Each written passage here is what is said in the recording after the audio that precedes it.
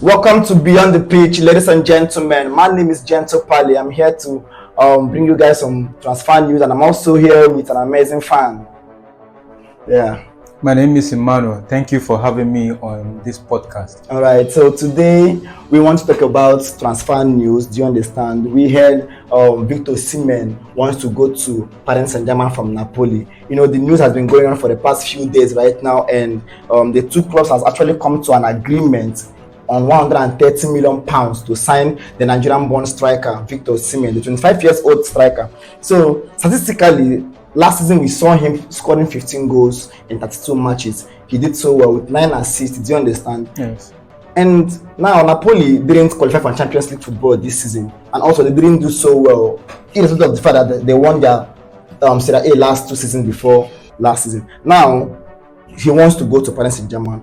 As a football fan, what do you think he will bring to the table for the Paris Saint-Germain fans? All right, thank you. Osimhen is a kind of striker that he has this profile. He's not a laid-back striker. What I mean by a laid-back striker is a striker who waits for other players to feed him the ball. He goes in there too. Exactly. So in this PSG setup, yes, they work with the midfield, and Osimhen is a kind of player that works with his wingers and a very creative midfielder. So once you have those two in your team, Osimhen will thrive in your team. So I believe PSG has an explosive winger in the like of Ousmane Dembele, and yes, and they have a very creative midfielder that is PSG has signed from Wolves, which is this Portuguese midfielder, Vitinha. So those two will actually feed Osimhen, and Osimhen also is a very good team player. He comes and he plays tactical football exactly. So he will fit perfectly well in this PSG setup. So do you think now he's going to PSG? Do you think PSG has the chances this season to go further in Champions League? Well, you know they've been looking for this part of almost all their history. They have not won finals in 2020 against Bayern Munich, which they lost 1-0. Now with Osimhen, we know Osimhen is one of the best strikers in the world right now, currently in the world of football. Yes. So do you think Osimhen will give them that Champions League? Because looking at what happened 2 seasons ago, Paris Saint-Germain had the likes of Messi, Neymar, and Mbappe, and with one purpose, which is to win the Champions League football. But at the end of the day, they didn't win it. So now these men have all left the club. Do you think Osimhen will win Champions League for them? What I think is Osimhen is just one piece of the puzzle for them to actually challenge for the Champions League. Yes. But what I feel about PSG right now, they are not yet ready. They are not really ready to challenge for. You understand? Why they still want to dominate their league. You understand? Before coming to the Champions League. Because if you want to win the Champions League, there are certain criteria you have to meet. You have to have a system. Check out Madrid. Yes. Right from, of course, from the president down to the manager down to the players, they have a system. The system and the same goal. And it's working for them. So PSG does not have that. They don't have that as a goal. Mm-hmm. Buying all the stars in the world doesn't guarantee you Champions League. Madrid can testify to that. Of course. You understand? So signing Osimhen is just to have. I think what PSG is doing by signing Osimhen is just to have that Mbappe-like figure in their team. Yes. That poster boy in their team. Goncalo Ramos is a striker. But going from Benfica to PSG, it has not really worked out for him. So you see, signing Osimhen is just one piece of the puzzle. You have to have a strong defense. You understand? You have to have a strong midfield also to challenge for the Champions League, and you also have to be big dogs in the Champions League, right? You have to have the kind of players that can beat the big dogs, just like Man City did. You know how long it took Man City before they won Champions League. They were able to beat Madrid before they could win the Champions League. Assume Paris Saint-Germain don't buy Victor Osimhen. Okay. Now, which midfielder, which attacking midfielder do you think that will be suitable for Osimhen's kind of play to enable him deliver in League One? First of all, the team Osimhen, Osimhen is the kind of striker we say they work with both midfield and wings. Yes, you understand? Of course. Back then in Napoli, they work with Varaskelia. You understand? And now PSG get a creative midfielder in Vitinha. Yes. So they just need to add one more at their main attacking midfielder. They can go for this guy now, This guy with the sit down for bench for Arsenal, Fabio Vieira. The guy is very creative, and PSG very good player as well. Very good player, but it's just that the physicality with the Premier League never suits us. You understand? French league is not that physical, so he will thrive. You understand? He will thrive. They can go for those kind of number 10s. Yes. Then they can go for experienced wingers like Sancho and Rashford. Yes. Although Rashford is not consistent, we know. Yeah. You understand? But they have lost form. He hasn't been doing so well. And they have, because and also he has that experience. Sancho also have that Champions League experience. So if they can get a very solid back four, then a very good midfield with those guys, they can challenge for the Champions League. I think, to me, I feel like if they want to succeed, if Osimhen wants to succeed in that Paris Saint-Germain is right now, or whenever they sign him, I think the manager of Paris Saint-Germain, which is Luis Enrique, should sign this guy from AC Milan, this Rafael Leao too. Okay. He's a he's a winger though, but a manager that know what he wants, that know what he does, bring Rafael Leao inside the midfield. Most of the times, when you think he should be playing on the wing side, he's on the middle. That's when he's more dangerous, because he can run through two defenders in the middle of the field. So when you have that kind of player in the middle, and you have Osimhen, let's just be honest, your team will be very scary, because Leao does the scary job, and if this guy does the finishing, Osimhen does the finishing. So I think they should go for Rafael Leao. It's a very good idea, but what I think with Rafael Leao is that leaving a club like BC and going to PSG is just like a step up. You understand? So now he will be seeing himself to be the main star. He might not be able to work with that team, but they can work hand in hand. Both of them can be stars. How about look at Real Madrid? What's going on? They have Mbappe, they have Vinicius, they have Rodrigo, they have Jude Bellingham. Because they have a team, they have a system that nobody is above. But in PSG, they tend to pinpoint somebody to be the poster boy. Rafael Leao will go on be that poster boy because na star on his own, na big player. He doesn't want to be behind. Osimhen. You know, go want the feed Osimhen, make Osimhen the rise. Himself go want the rise. So that thing can cause a conflict. So if they can get these guys, Sancho can beat that player. Rashford too, he has that kind of ego. You understand? Yes. But Rashford, when it comes to winning accolades, winning those things, he go put in mind to it. That's true. You understand? And Osimhen, he knows the French league already. Yeah, he has played before. He has played there before, you know, so it will be very easy for him to dominate the. So now, do you think the weight of Paris Saint-Germain will be on Osimhen's shoulder if they sign him finally? Because Mbappe is no longer there. Obviously, he's in Real Madrid. Yes. Now he's coming in as a new fresh player. Yeah. The weight of the shoulder, everything will be on his head. So what do you think he has to do to, lessen the pressure, go out there, get good results, get good points, and make sure he delivers? He's Victor Osimhen for a reason. He's a very prolific striker.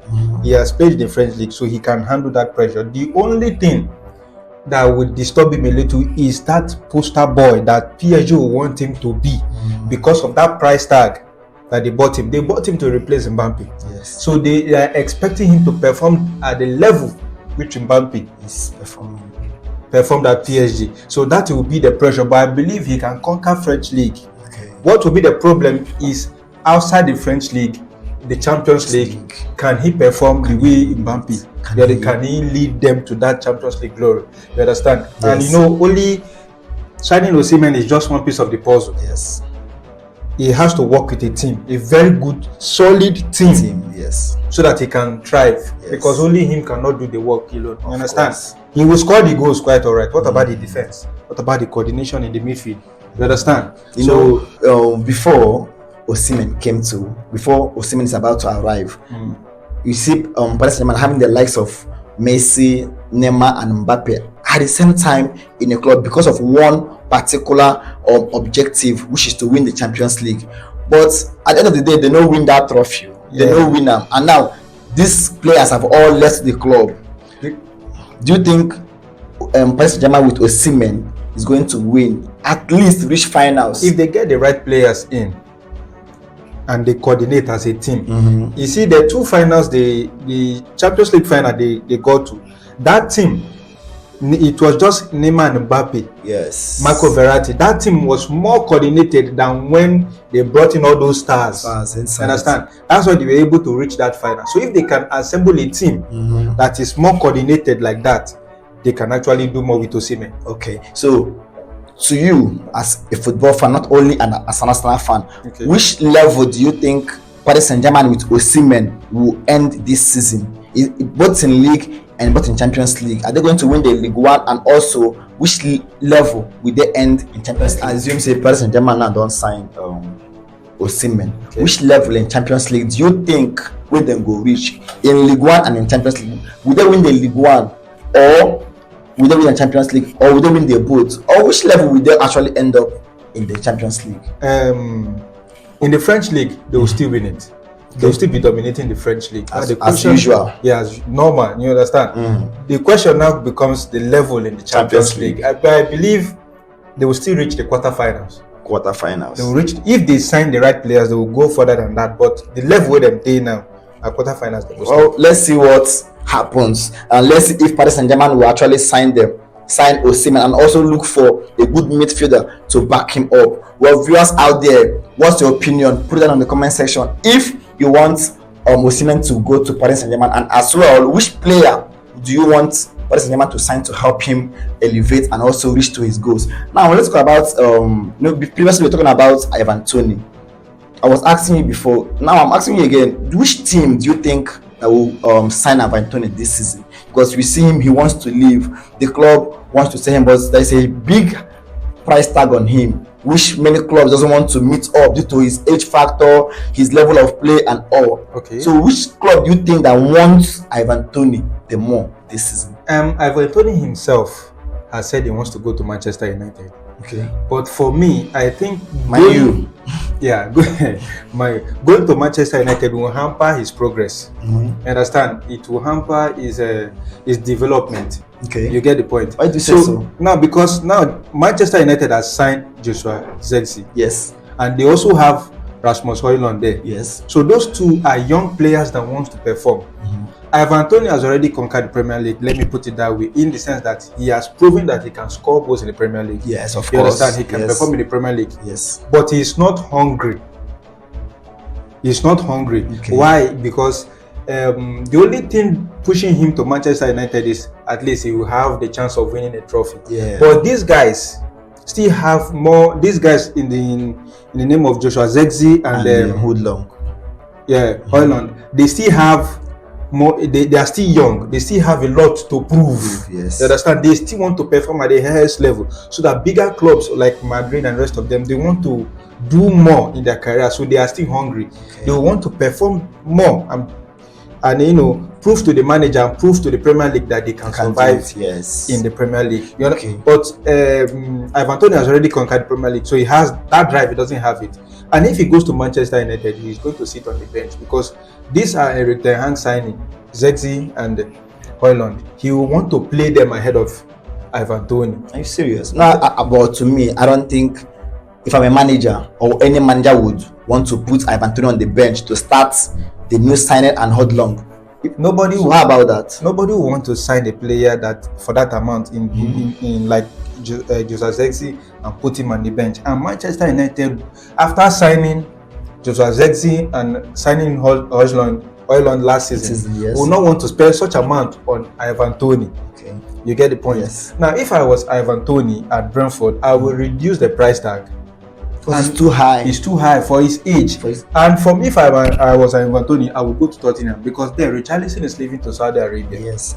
Tottenham will have no striker to partner. They don't have any registered number 9. Nobody. So right now, if Richarlison leaves, the space is open for him. He doesn't have any competition. He doesn't have anybody to challenge him for that position. So that position is his and his alone.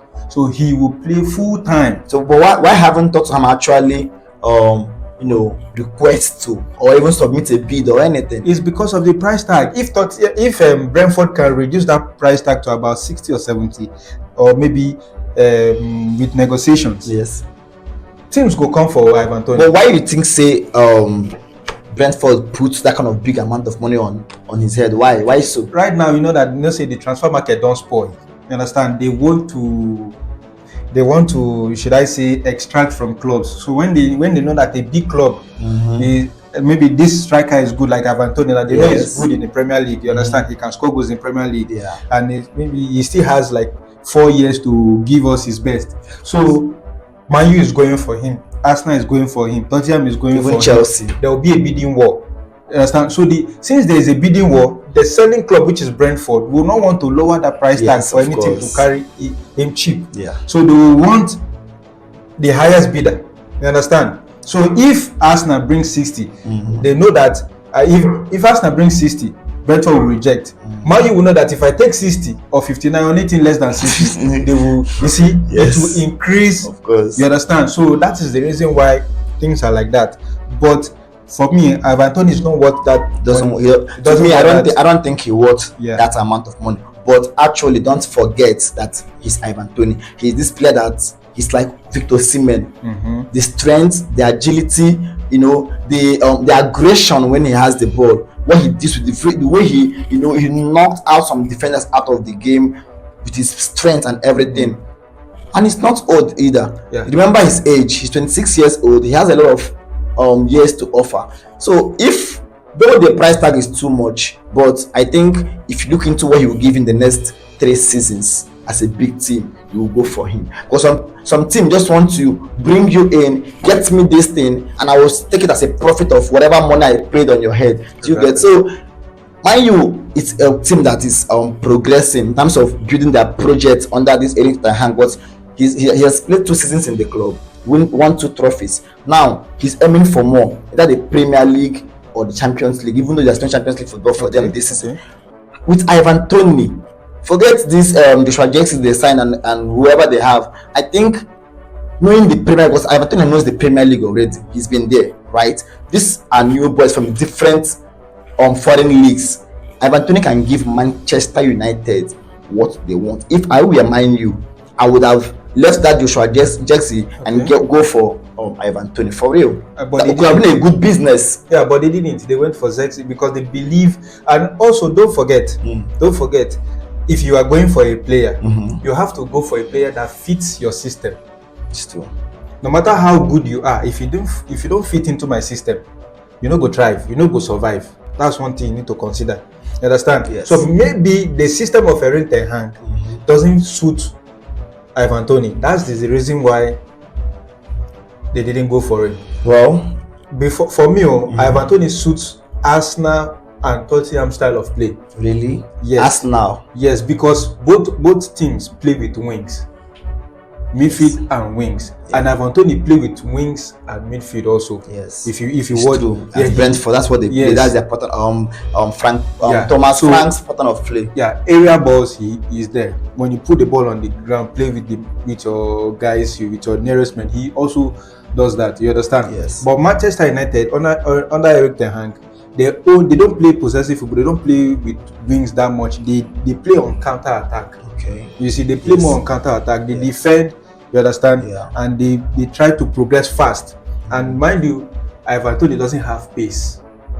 Doesn't count on, yeah. Yes, he doesn't have pace. So that's why that system he cannot fit. Wow. You get the point. So let's see who signs him. Because I know surely he's leaving. Do you understand? We don't know where he's going to, his next destination. No club has actually agreed any deal with any club. Do you understand? So let's see what happens. While you out there, don't also forget to put your own comments down. You know, which club do you think Ivan Toney should go this season, and what can he offer to the team? Also, don't forget to like this channel, subscribe, and stay tuned, because this is football season, right? So we are going to be bringing you guys back-to-back football analysis and also formation and everything. So stay tuned and stay cool. We're here to get you guys covered.